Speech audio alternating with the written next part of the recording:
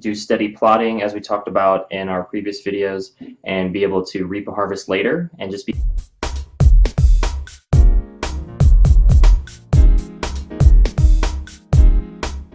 Hey, this is Lance McGowan, and I have my friend Tanner Fergard here, and today we're going to be covering part 21 of our Financial Stewardship Academy, exclusively available on YouTube. And today's topic is about investing in index funds as one way to get a nice return on your investment.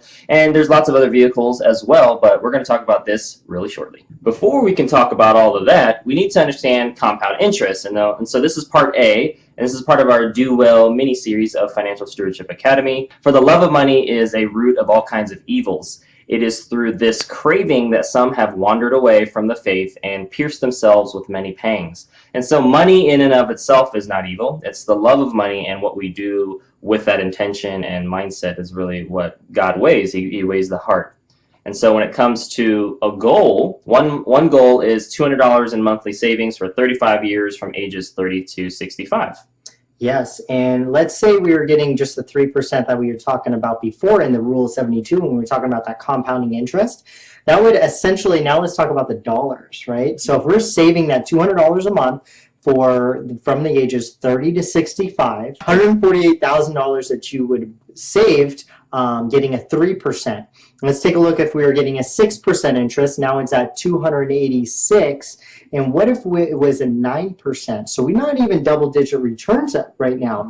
9% is 592,000. So these are just very basic ways, just some additional information that you can utilize. And why did we only go to 9% is because when we take a look at the index accounts over the course of the past 20 years, it's been averaging about 9.75. So that's why we went a little conservative and we only did 9%. So you could do much better.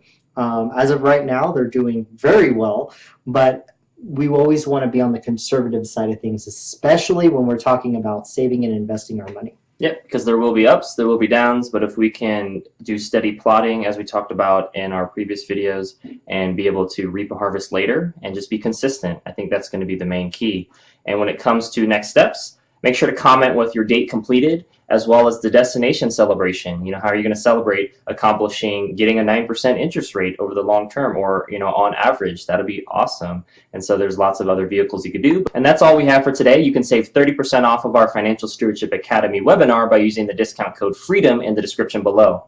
Make sure you click the like button if you got some value out of today's video and tap the share button if you know somebody that could benefit from this financial education. And we'll see you in the next video.